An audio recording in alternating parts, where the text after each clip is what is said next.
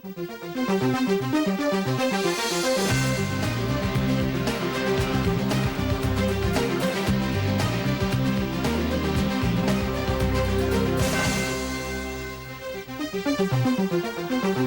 to Tokyo or Nagoya, ride the bullet train to Osaka, and ride another train for about an hour, and there you are, Suzuka, home of the second longest circuit on the Formula One calendar and site of the 17th and final round of the World Championship for 2001.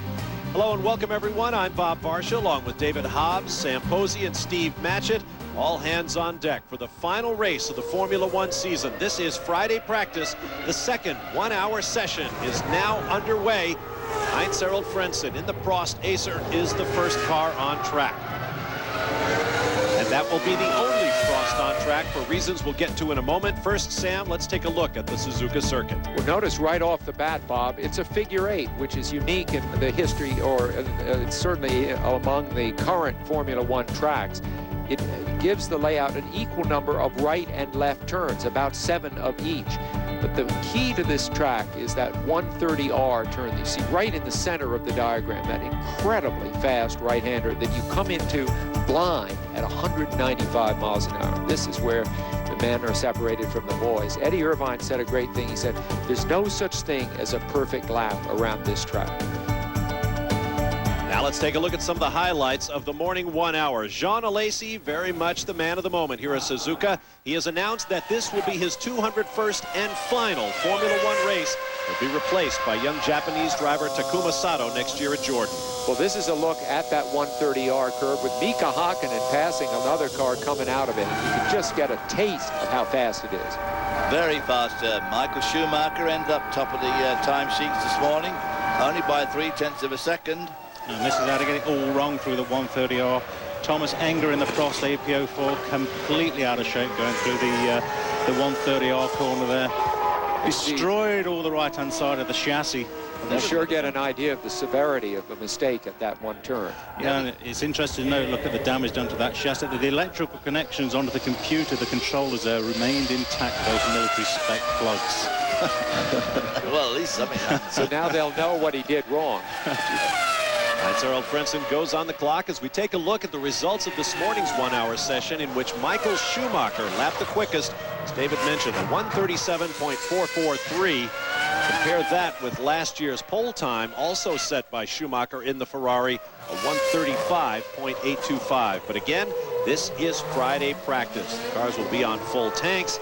They'll be trying their race as well as their qualifying setups, and hopefully by the end of this hour, we'll have some idea of how quickly we'll be seeing them go this weekend. Jarno Trulli down there in 13th spot, and you'll notice that Jean Alesi this morning was 4th. I mean, right up there. 5th. So, 5th. Jean Alesi having a very good morning. But as you said, obviously you just don't know what's going on Friday. These guys are trying full tanks, light tanks, and all sorts of race setup, getting the cars set up for Sunday. Well, Hakkinen has had such a rebirth of intensity that it reminds you of last year when he came into this race in the position to win the World Championship. Qualified 9/1000th of a second off Schumacher's time. They sat on the front row of the grid together and battled throughout the race. And Hakkinen, after by his standards, a lackluster season, has now, of course, won the USGP 2 weeks ago. He's back with full intensity here, which is great to see. Yeah, he certainly is. Now the car's pulling out onto the racetrack en masse. Here's a look at Jenson Button, who was 15th in the morning hour. And he was 5th here in qualifying last year. A marvelous performance, and 5th in the race, too, outpacing his teammate then, Ralf Schumacher. It might well be the last race of the season, 2001 season, but Renault are not letting up at all. They've brought a new specification qualifying engine out to this race as well. They're going to Steve, that team's going to be completely different next year, isn't it? Yes, it is. I'm afraid a bit of a sad day for me, really, a sad weekend in a way, because this is the end of the name Benetton in Formula One racing. From 1986 until 2001, they've always been there. 3 World Championships, 2 drivers in the Constructors, of course, in 95, and this is it. They're going to wrap it all up, call it a day from next year. I guess the cars are going to be painted yellow. That seems to be the traditional colour of Renault, and the Benetton name will cease to be. Lots of changes coming in the off-season. There's always a certain sadness that comes with the final race of the year, but we have 2 more days to enjoy it. Live here on Speedvision, we'll take a quick break, and and be back in just a moment for more from Friday practice.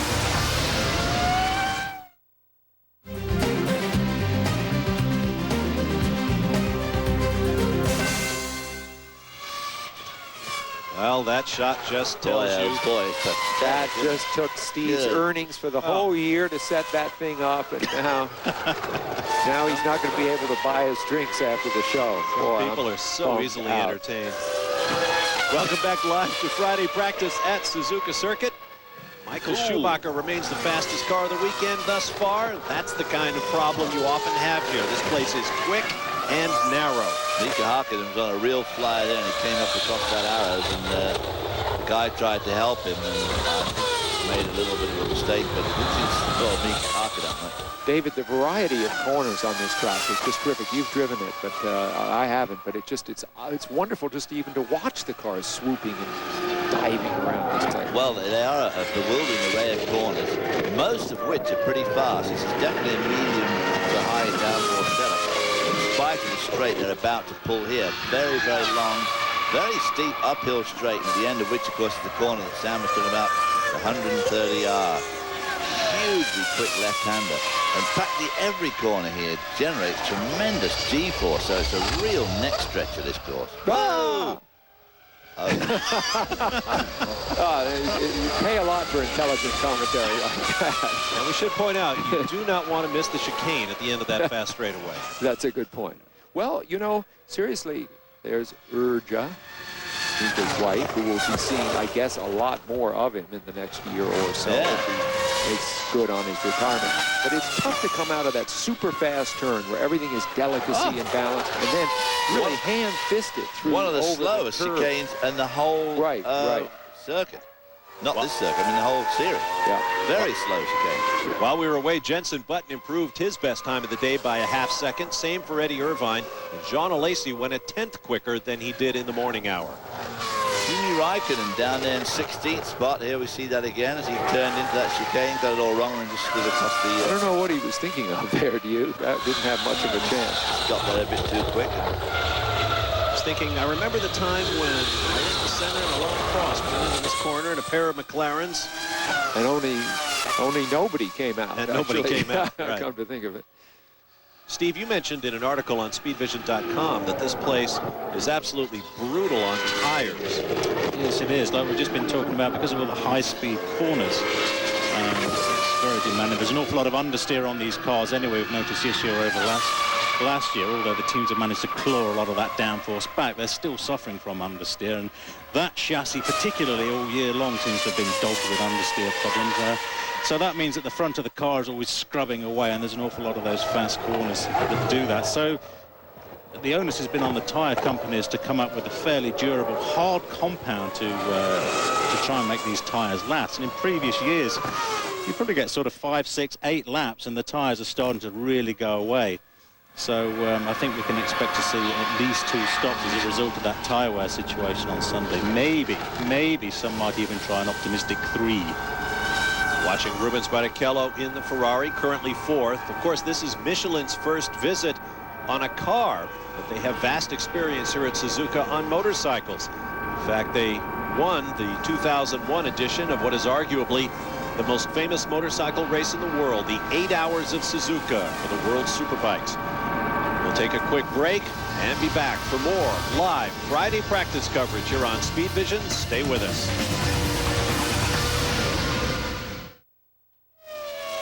Welcome back live to the Suzuka Land Circuit in Japan. Bob Varsha, David Hobbs, Sam Posey, and Steve Matchett with you one more time.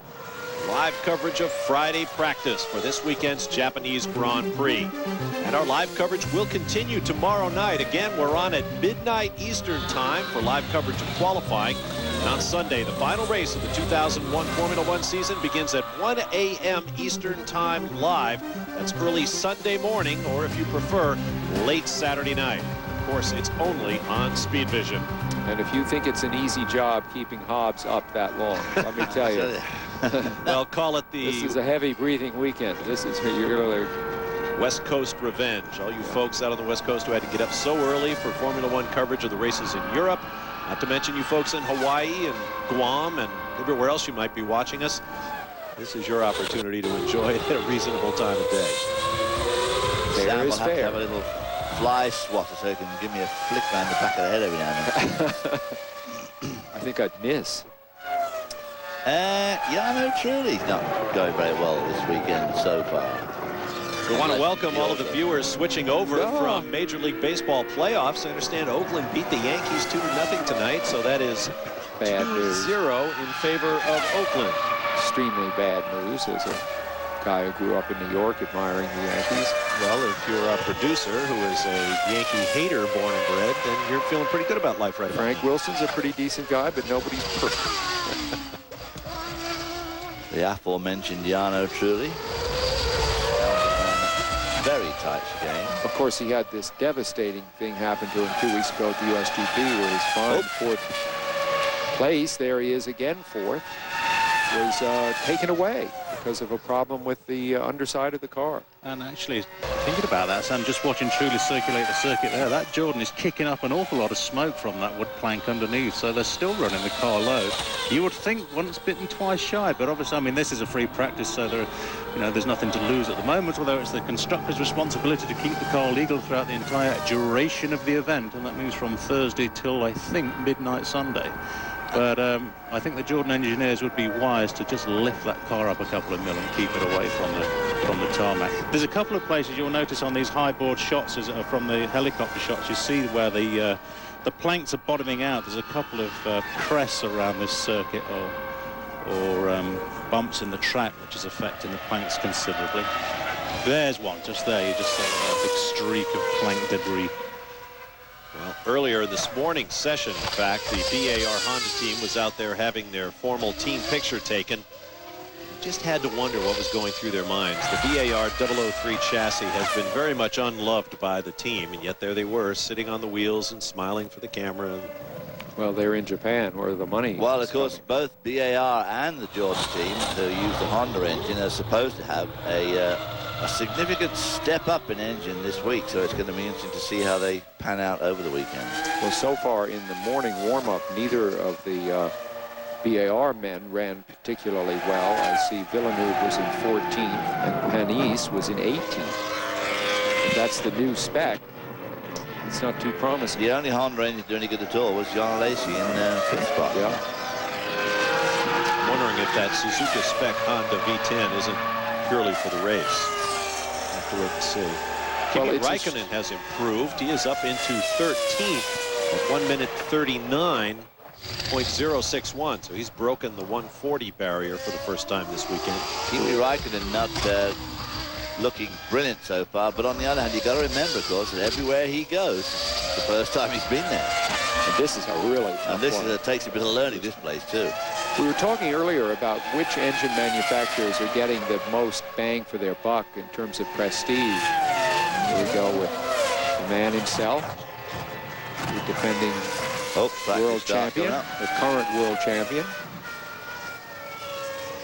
the man who won the championship here last year. See if we can hear him. Decisive encounter with Mika Hakkinen. Look at it programmed already. Gizmos from the start. The way he goes, we've seen a lot of that out of Michael on this Friday. Meanwhile, you might have noticed a moment ago that Eddie Irvine and Heinz-Harald Frentzen in the Jaguar and the Prost Acer, respectively, are first and second in the session. 1:37.091. And now Nick Heidfeld in the Sauber, fastest at the first intermediate.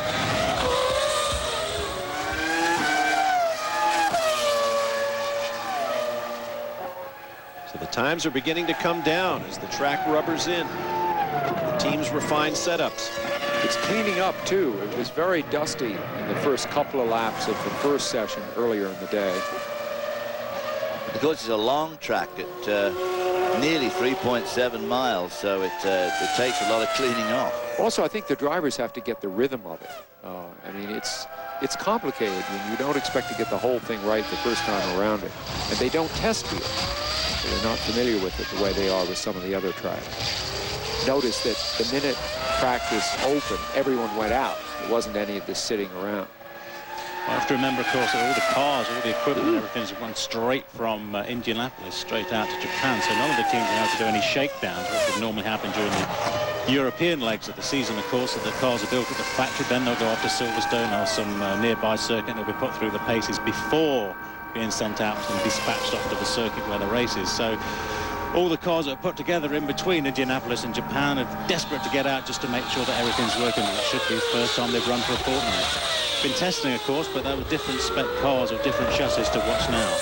Donna Lacey launches out of the hairpin. We'll keep an eye on his lap for you. We have to get another break in. Stand by for more live coverage. Friday practice for the Japanese Grand Prix.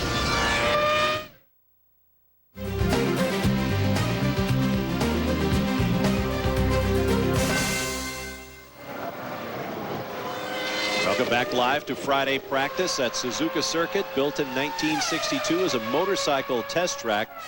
Owned by Honda, home of the Japanese Grand Prix. Juan Pablo Montoya was fastest at the first intermediate, but lost all kinds of times in the second. No, he's going great. And he was third fastest this morning. Montoya, who has never driven a Formula One car on this track, has really got the hammer down.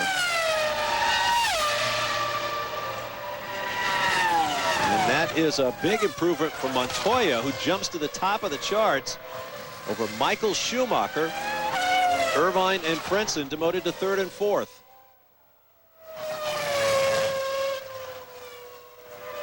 Montoya, the first man in the 135 zone. Now we're getting down right around Michael Schumacher's pole time from last year. Ralph Schumacher down there in 12th. Obviously, he's going to come back and respond to that. Kimi Raikkonen still down there in 15th. Olivier Panis, unusually off the pace for him, down in 18th spot. Panis this year has been practicing and qualifying, generally speaking, pretty well. Certainly qualifying.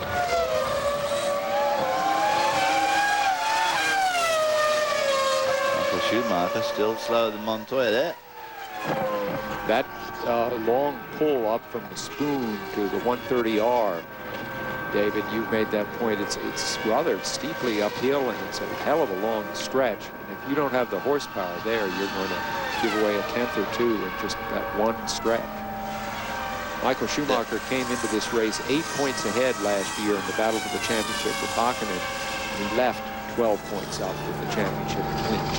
Speaking of Hakkinen, he has now gone to second quick, bumping Michael Schumacher to third. David Coulthard up to fourth now. I was confused a moment ago when I saw Montoya up there 1.4 seconds off, but of course he was being matched against his own fastest lap of the session, which he had turned on the previous lap. That is the split you're looking at on the left. Montoya's performance as Michael Schumacher might have an answer. A good aerial here, though. Yeah. Been a great area of the whole circuit. This is the spoon curve. And this is the beginning of that hill that you were talking about, Sam. I mean, this is a long pull up here. It's uphill, and then it crosses over the track. Watch for the bridge. Should be coming up right about here.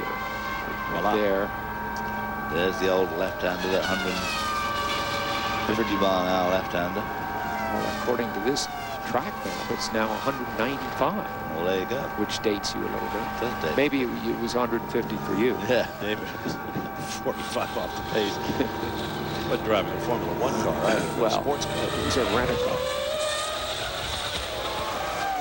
As Braun looking on, Michael Schumacher unable to come to grips with Montoya's lap.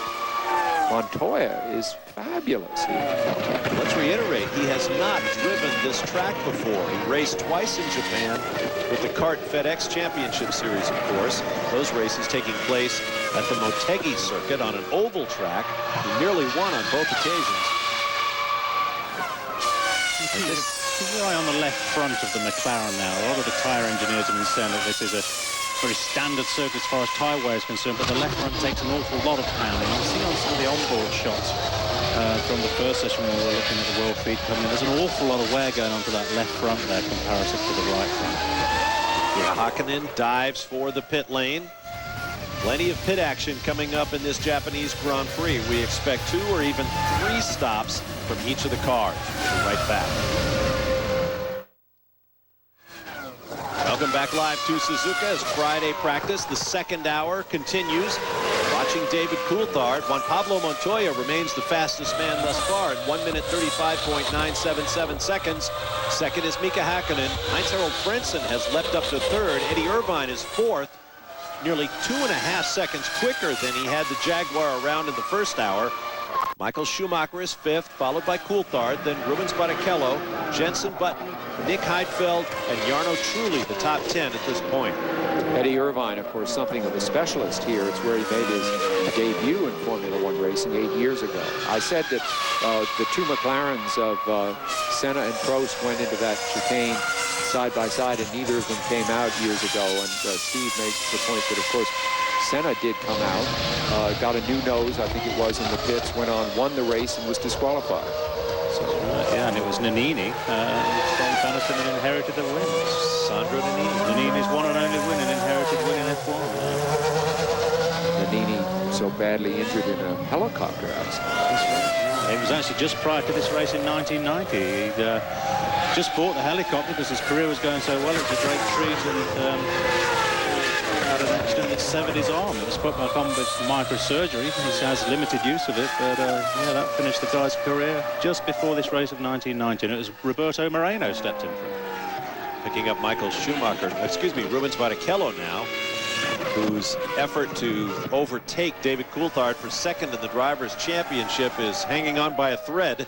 He'll need to win the race on Sunday and hope that DC finishes no higher than fifth in order to have a chance. I remember that race in which Nannini was given the victory. David Hobbs and I were there calling it. And he sat and sat and sat in the press tower across from the timing and scoring tower next to the booth for Tele Monte Carlo. And they stayed on the air. It must have been 90 minutes before the officials came out. And someone waved at Senna's car and crossed his arms and then pointed at Nannini's car and stuck one finger up in the air, and the guy from Tele Monte Carlo next door went completely nuts. You could hear him through the wall. We were off the air at that point.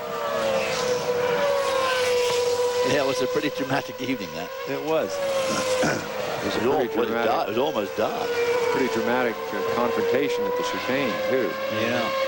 And that chicane, actually, at the time, if you remember, had a slip road going through it, which enabled Senna to get back out, although it was pushed by the marshals, and that, in fact, led to the disqualification. Was it the pushing that led to the disqualification? Was it one of those fine points about going straight on the chicane? I think it was the push by the marshals that did it. But that slip road now, that final chicane, has been completely removed. It's not possible to do that any longer. If I remember correctly, too, Senna waved to the marshals to get a push.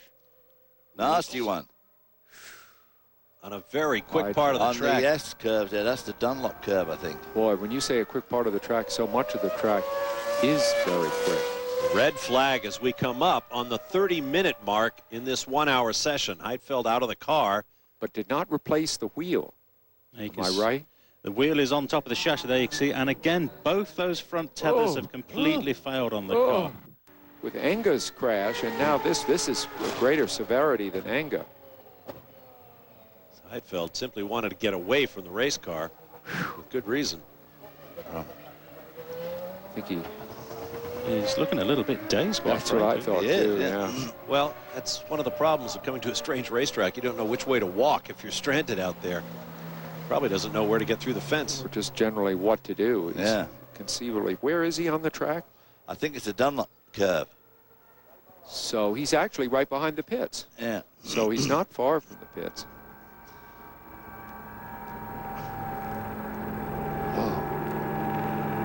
Look at the parts of the car spread all over them. You can see the tracks of the tires going in. Looks like he might have done a complete spin before hitting the tire wall. Now he goes back and avoids a hefty fine. Well, you can probably forgive Heidfeld in that particular situation. Yes, it's his right to put the wheel on, but he must have been so dazed and confused of what had gone off after a shunt of that magnitude. Rear wing gone, front wing gone, all the suspension off the front gone. Both the front tethers have failed. And of course, normally when you're putting the wheel back on the car, the steering wheel that is, you're on the edge of the road on the grass or somewhere. He's standing right in the middle of the road. He may not have felt like standing in the middle of the road, putting the wheel back on the car. Right. So, that's a good point. Steve, as far away as Japan do they take and the last race of the year and all that kind of thing, would they have full complement of spares, or is this maybe a setback for the team? No, they'll have as many spares here in Japan as they would have at any European race, and any shortfalls because of incidents in Indianapolis would have been made up for and would have been flown directly out to Japan to meet the teams there. So they'll have the 3 cars built up, 2 race cars and the designated spare car, T car, which sits in the middle of the garage, and they will also have that 4th chassis in a box, as it's known as. It's just a bare chassis. It'll have wiring looms in it, it'll have a fuel tank and everything built into it, but it's a daunting task to have to build that spare chassis in a box into a race car for the next day. But no, they should be able to have everything there. The only thing they haven't got is the same as we talked about at Indianapolis. They haven't got the machining equipment, they haven't got the mills and the lathes and the things they would have in the truck. But to put a car together in what they would consider to be a standard trim, whatever that means in Formula One, they can do that. So the session is stopped. And like Thomas Enga, who crashed in the morning session, Nick Heidfeld will not have the use of a spare car. He is finished for his Friday in Japan. We'll be right back.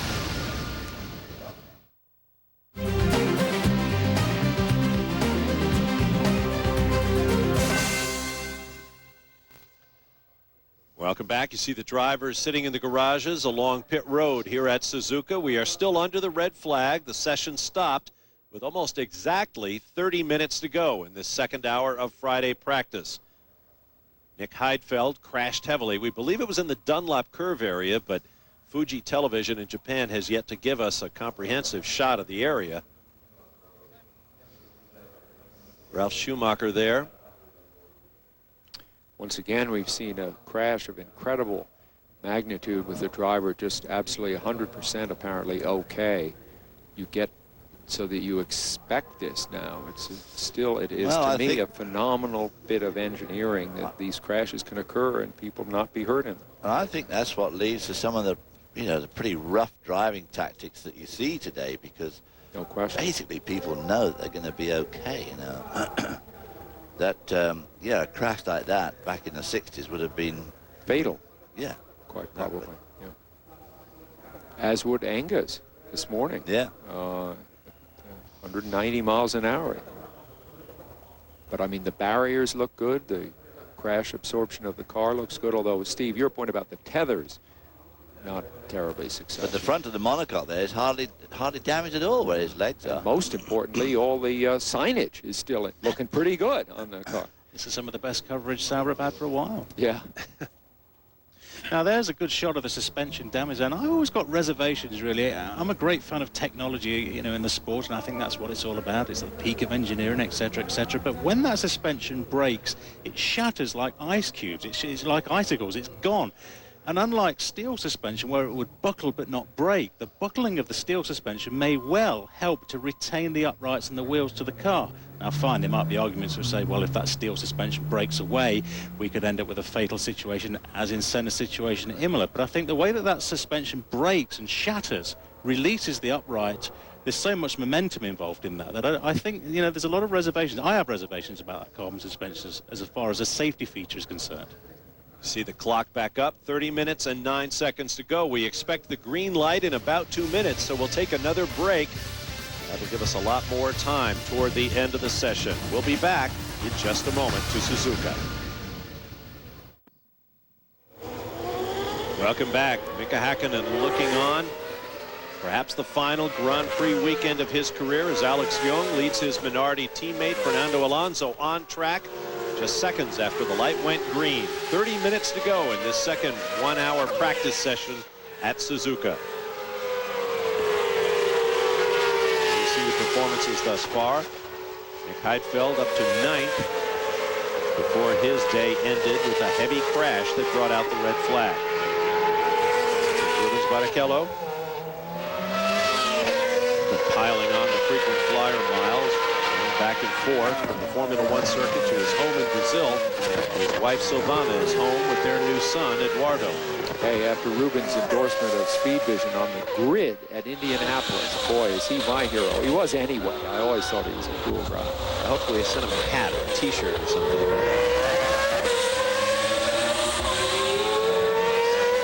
Compensated properly. Well, we don't want to overdo it. We wouldn't want to have him get more than we get. Heinz-Harald Frentzen, the sole remaining Prost in these sessions. His teammate Thomas Enga of the Czech Republic having gone off in the biggest possible way in the first hour of this practice. The circuit's very narrow, isn't it? It is narrow. Well, you know, Steve, we've been a little conditioned, I think, by Indianapolis 2 weeks ago, which was so wide, boy, wide open spaces. American West. Well, the drivers will tell you basically the only passing point is right here in the braking area for the chicane. Which is too bad. I mean, there's so much great circuit out there, but no passing opportunities around it. You catch a guy just coming into the S's in particular, you can lose him. Second and a half. Big Easy. time, yeah. Right, bang. And there's nothing the guy that is Right ahead of here. you really can do. Yeah, right here. Swinging through the S's. And for the guy ahead to pull off line, that's just that gets ugly too, as far as when he does it. And then he runs out of room and comes back in your way. It's especially as the race wears on, and this is where Heidfeld went off right there. Right there. As you so quickly spotted the Dunlop curve. To stay with Jung here, I hope they carry his entire lap. He has to come up with a 1.2-second improvement in order to pass Thomas Enga, or he'll suffer the humiliation of not outperforming a driver who is not on the track. is not on the track for the second session. Yeah, well, there's absolutely no possibility of Enga getting out in this second session. I mean, with so much damage on the chassis as well, and we've seen in the past, certainly McLaren's case, you know, you have a blown engine and a lump blows up on the circuit. We saw that the McLaren mechanics got the car out in 35 minutes. And if it was just a damaged corner or something onto the Prost chassis, yes, you could do it, but there's so much damage onto the back of that car. I'd imagine the wiring loom was ripped to pieces. And to change the chassis loom, oh.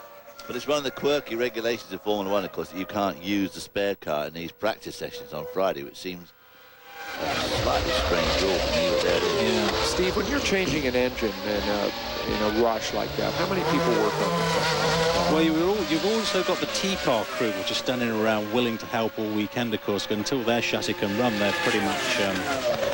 pretty much redundant. They're carrying out all the changes that's necessary, all the modifications that happen to the two race cars throughout the weekend are put onto the T-car as they happen, of course. But so you've got the 3 or 4 guys that are running the T-car that'll help you with one of the race car changes. Also, the transmission mechanics are ready to dive in, so you could get about 10 people doing an engine change. Big problem, it's great to have all the help, but what you've got to be absolutely on top of, if you're working on a particular part of the car, for example, if your responsibility is the rear of the car, the front or the middle, you've got to keep your eyes open what everybody else is doing, because it's your responsibility to make sure that that car is declared safe before you release it onto the circuit.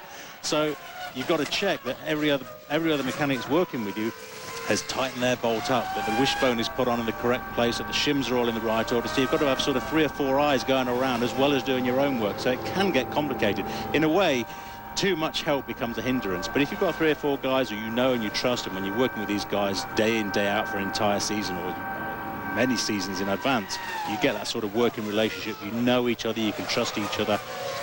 It comes together. But yeah, maybe 7 guys, 10 guys at the most, but you want to know who they are and you want to know you can trust them.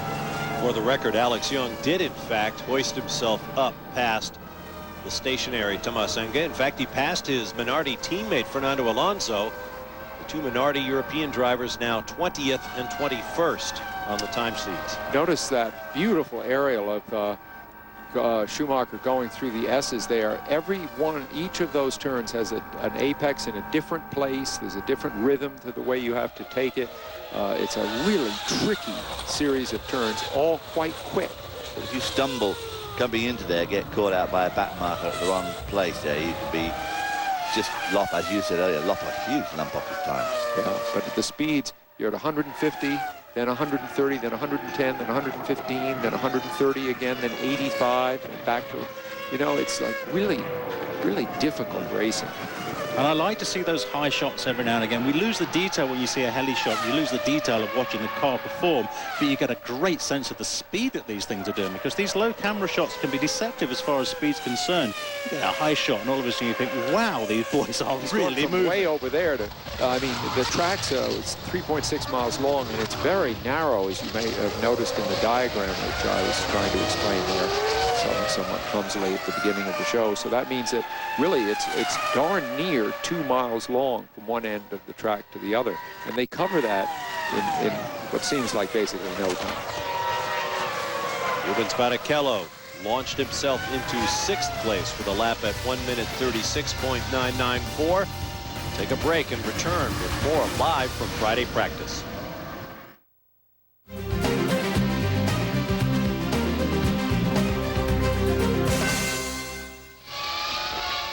Welcome back live to Friday practice at the Suzuka Circuit. That is David Coulthard, who's made a fairly comprehensive tour of that gravel trap, it would appear.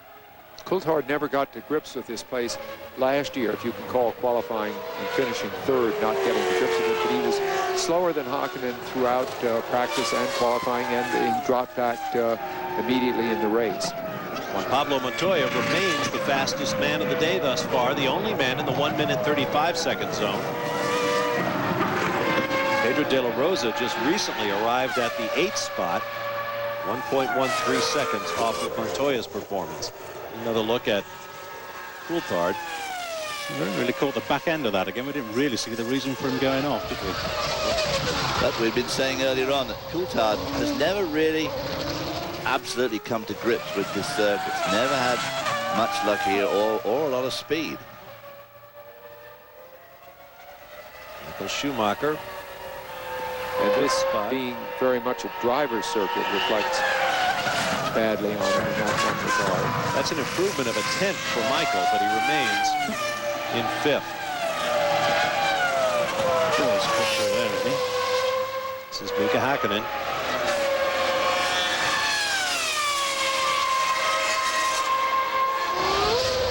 Anybody who thought that traction control would smooth these cars out has been dead wrong. It looks just as good traction control as they ever did without it. They've been looking exceptionally good, laying down a lot of rubber and love it. Really really hammering around. I think a lot of the engineers, certainly a lot of the drivers, have made the point that they feel that they can commit themselves a lot more to the corner, knowing that on the exit the traction control should be able to get them out of trouble. Well, the engineers, of course, have immediately taken that challenge up and have adjusted the software as much as possible to assist the driver as much as possible. And I actually think the performance of the cars increased because of it, you know. But not only, I mean, okay, we expect to see that the traction is optimized, but I think the way the cars are being worked by the drivers has increased as well. I think it's an all-round, it's worked fine. Ralf Schumacher currently 9th. Mika Hakkinen matched his best time of the day almost to the 100th. He was just a couple of hundredths of a second off and remains in 2nd. Get those tyre covers on, boys. Tyre covers on or tyres off, one or the other. We have one more break before the checkered flag, which is more than a quarter of an hour away. We'd like to do that 15 minutes clean and green. So we'll take a break now and be right back.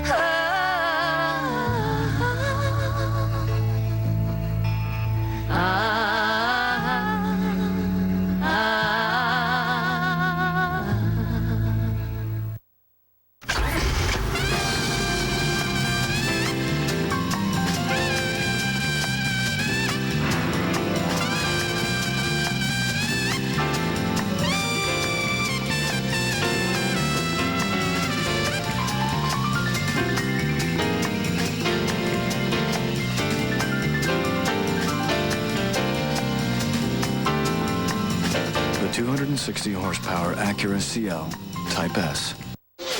Watch Speedvision for the last chance of the season to see live Formula One race action. Pound the pavement at the beautiful Suzuka Circuit in Japan. Feel the rush of the race for 2nd place and join Michael Schumacher in the 2001 celebration of another victorious championship. Friday, it's live qualifying at 12 midnight and the Formula One Japanese Grand Prix. Live late Saturday at 1 a.m. Only on Speedvision. Welcome back to Suzuka Circuit. Moments ago, Jean Alesi was quickest at the second intermediate, but then suffered this guffaw at the chicane. And the result was a time about a half-second off of the session-leading time, currently held by Juan Pablo Montoya in the Williams BMW, 135.977. It's a characteristic of this track that you have to be brilliant all the way around for 3.4 miles up to 3.6, and then you've got to do this ham-fisted chicane business right at the end, and you can throw away all your artistry, and that's just what happened to Jean Alesi. He was headed for, would you say, the fastest time, or certainly second best? Certainly close to it. He would have gotten into the 1 minute 35 second zone for sure. A lot of the personality will go out of Formula One when this man hangs up his helmet on Sunday. Well, I would almost bet money he's not going to hang it up. He's going to toss it in the crowd the way he has so many times before. He's been a guy that you could root for unconditionally, I think, which aren't many like that. Well, he burst onto the scene. Bob and I were there in that French Grand Prix at Paul Ricard, and was absolutely astounding performance in that Tyrrell. And then, of course, that race at Phoenix, where he went wheel to wheel with Senna through those 3 or 4 streak, you know, the corners there, absolutely side by side. It was just tremendous. That was 1990. In fact, on Thursday in the press conference, Jean Alesi was asked which was your favorite car to drive throughout your entire career, and the one he mentioned was that first Tyrrell. But perhaps it's always that way with your first love. Well, it was that duel with Senna during the Phoenix race that really set the guy's career up. Absolutely, put him on the map. Absolutely it did. I worked with him for a couple of years at Benetton, and he's absolutely exasperating as far as a technical analysis of the car goes. You know, to get any sort of technical feedback against the guy, and comparing him now maybe with the analytical work that Schumacher used to do for us, you know, you couldn't really get anything from him. But put him in the car, and it was a fantastic guy to watch. You know, it was a great showman. It is a great showman. There's no doubt about that. But to ask him how he drives quick, how he does it, doesn't really tie up to what the engineers want him to do with the car. Yep. I guess whether or not he was ever a factor in the World Championship kind of misses the point. He was so much fun to watch. Absolutely. And will be this weekend, one hopes, as Olivier Panis, having practiced his pit stop. The theory is, in a sense, if Alesi was young right now, this would be a wonderful era for him, because the engineers, because of the recording equipment aboard the cars, know so much more and have to ask the drivers for less information, don't you think, Steve? And if Jean Alesi was 23 years old right now, it'd be probably a wonderful time to be coming into racing. Yeah, actually, that's a very good point, Sam. I think that's very true. The telemetry on the cars is so sophisticated now that it's pointless for the drivers to attempt to pull the wool over the engineers' eyes and save something that didn't happen, or vice versa. And sure, the telemetry coming off the cars means that the engineers can make those engineering decisions for the driver and let the driver drive, probably. Here's that great aerial shot of the S's. And here, look at how complicated this is. See, you have to compromise your exit in order to get the entry just right. Montoya getting held up by one of the Jags. Not held up now. To choose between them on top speed there, but here comes Montoya I think now. there is, actually. It took a little while to get. I think that might have been more of the driver's right foot.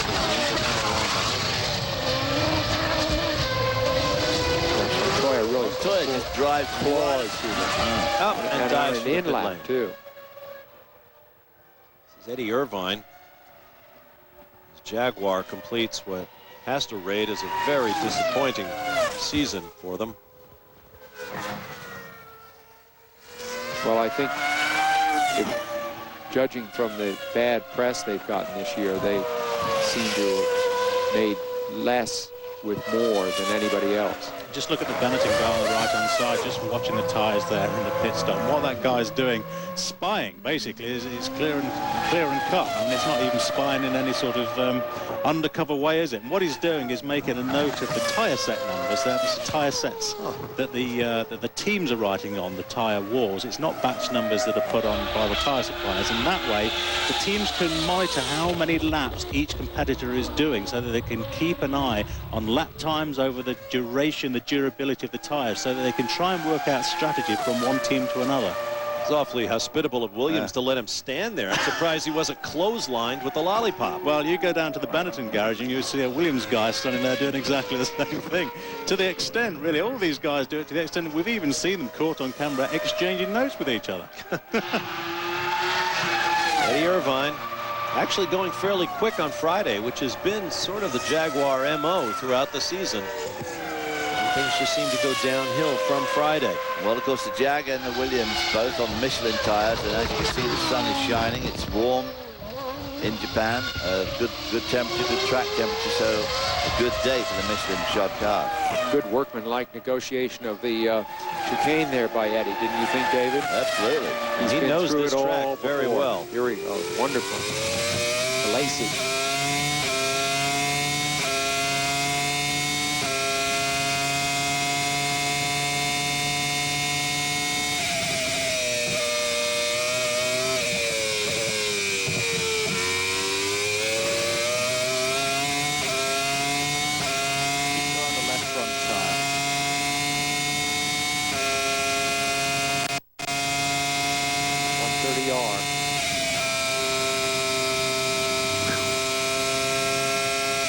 At the second split.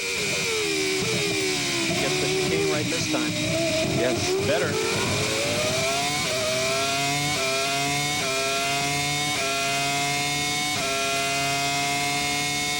Boom, yes. number one. Well done, dazzling. John. Great lap to watch. Now he's waving. Wonderful. And we got to ride. Now that is a great swan song moment for Jean Alesi. Not qualifying, we have to emphasize it with practice. But he's number one right now. Yeah, that's fantastic. And still exhibiting that head lean that always made him so easy to pick out in the car, leaning his head way over into the corners. Meanwhile, Pedro de la Rosa has leapt up. Well, he was second until Alesi completed that lap. So de la Rosa and the Jaguars now third behind Jean and Juan Pablo Montoya. And by the way, notice that how quickly Alesi, just slowing a little bit, is suddenly 5 seconds off in just the first second. Isn't that amazing? I mean, he still seemed to be ripping around. Yeah. A moment ago, we talked about Eddie Irvine knowing his way around Suzuka. So does Pedro de la Rosa, who clinched the Formula Nippon, or the Japanese version of the Formula 3000 championship in 1997.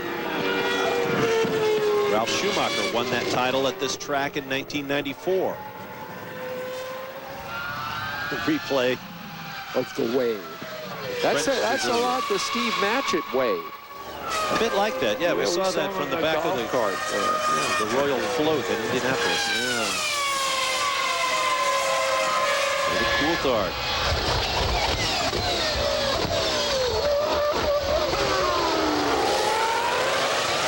We're getting to that stage now, this second session, where we're going to start to see times fall, all being well, because we're now going into the qualifying preparation period where they'll take a little bit of downforce off, they'll pump the fuel out of the car, so it'll be on light fuel loads, and we'll try and get the car set up for qualifying. So we should see some fairly dramatic drops in this last 10 minutes of the session. There you see the time remaining, 8 minutes, 20 seconds. David Coulthard had something nice to say about Jean Alesi when asked how he would remember the Frenchman in the Thursday press conference. He said, well,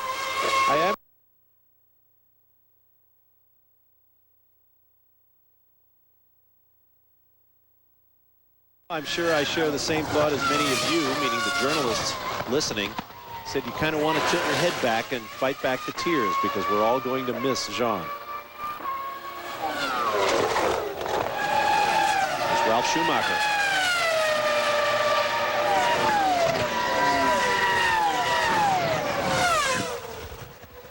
When you see them, that is not the 130R, but that lap with Jean Alesi. And you see him go from 195 miles an hour, just pitch the thing into that 130R. It's breathtaking. They slide the car just about everywhere. The circuit offers just about every kind of corner you could find on a racetrack. Yeah, there's adverse camber, there's corners here where the camber helps you. There's a lot of elevation change, as you can see. So a lot of these corners actually go round, going downhill or uphill. Of course, those downhill corners always lead to nasty understeer. This is an understeering little brute. This hairpin is very tight. It's the tightest corner here, apart from that chicane. And this one here, as you can see, goes over that little crest. There's a blind right-hand swoop there. And a hard brake into the spoon while you're going around that left-hand entry. So it's a difficult one to brake for. And you've got to put the power on all the way through that spoon. You can't put it all on, but you've got to put most of it down because you want to get a good run up this hill. Here comes the 130R. Watch the flick as they go into it. And it's blind coming in because you're coming uphill, you press the hill just before. It's not blind, but you see it only at the last minute, which is probably just as well. No reason to get all head up over it. And a very resonant name for such a terrific corner. Ralph Schumacher out of the toe of Eddie Irvine's Jaguar. I think he needed the toe, do you? Probably not. That big BMW behind him. Schumacher still 9th. Fernando Alonso, meanwhile, has hoisted himself up to 17th in the Minardi. You know, we said that that entrance into the chicane was the only place to pass. Montoya passed with arrogant ease there.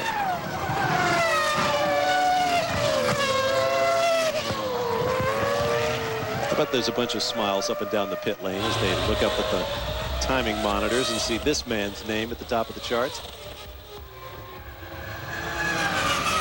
He'd like to see it end that way today. Now there's still about 6 minutes, 5.5 minutes to go. It would be emotionally a very wonderful thing. A little ride height change going off there, so either they've decided the car's running a little bit too low, which probably got a great lap time out of the car, but of course it's going to make the thing illegal as far as blank wear is concerned, or they're either dropping it or lifting it to try and get a lap out of it towards the end. I guess actually now they've pumped some fuel out, so if they go down to low fuel, that will lift the suspension up because they're taking the weight out of the tank. So maybe they've just dropped the suspension back down to compensate for that, to bring the ride height back to where that quick lap was. Of course, it was that underbody plank that was his Jordan teammate, Jarno Trulli's downfall at the U.S. Grand Prix at Indianapolis. He was disqualified out of a points-paying finish for having too much wear on that plank. And Trulli here in this Friday pair of 1-hour sessions, currently 13th. Couple of seconds behind his teammate. Having been up to 4th earlier on in this session, remember he cranked out a good one, jumped from about 15th to 4th, and as this session has progressed, he's gradually slumped back to the bottom of the pack. Montoya out now, trying to get himself back, no doubt, to the head of the pack. Don't you think, David, for sure there's some politics going on here? I mean, John Alesi run obviously on very low tanks with I mean, he was going fast, and I think they're trying to make a point with Honda. I think they probably here are. They are in Japan. If a Honda engine car is fastest at the end of the day, that will receive tremendous publicity. Yeah, huge in the local papers. So, I mean, we're looking. I mean, they're not a contender for the pole seriously, but what we're looking for is a day's worth of newspaper headlines. Coming up on 3.5 minutes to go. Now, the traffic is starting to build here. Harkin will be pretty miffed here because Montoya came out of the pits and on his outlap obviously slowed Harkin up through those S's that we were talking about earlier on. I mean, right, way off the pace through there. So this lap of Harkin is shot. In fact, I think he decided to drop back and start again. I think he has. Drop back and hunt. Not that much. Yeah, Montoya's disappeared over the horizon now. And Harkin just decided to abort it completely. Seen a lot of the teams on scuffs, which is surprising considering in Friday practice they do have 3 sets of tires that they can use only on Friday. Oh, is that Renault? Yeah, it is. That's Jensen Button. It's smoky, Coming out of that. Yeah. Terrible row too.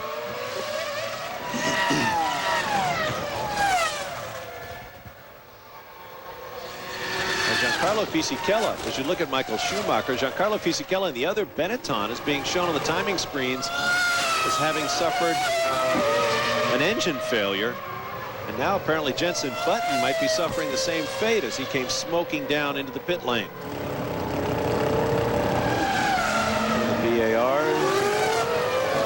Steve, would there ever be a situation where just by general consensus, without anybody running around and organizing it, that people would see that Alesi's on top of the time charts and just pull it back a little? No.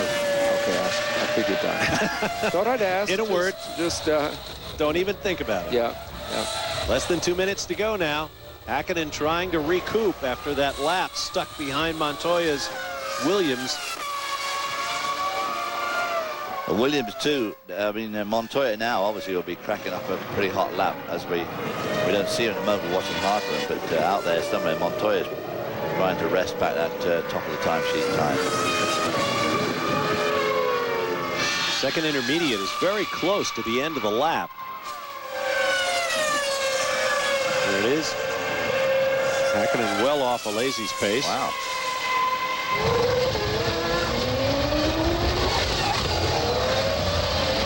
Also with good straight line speed, 295 kilometers an hour. You have another shot.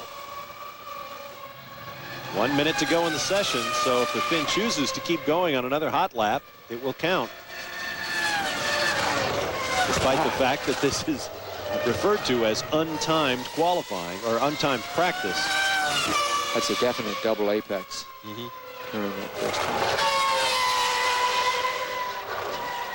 Notice that at pretty much every point on the track, they're either going up or down. There's very little flat at all. A lot of elevation change. And a lot of it takes place into and around corner.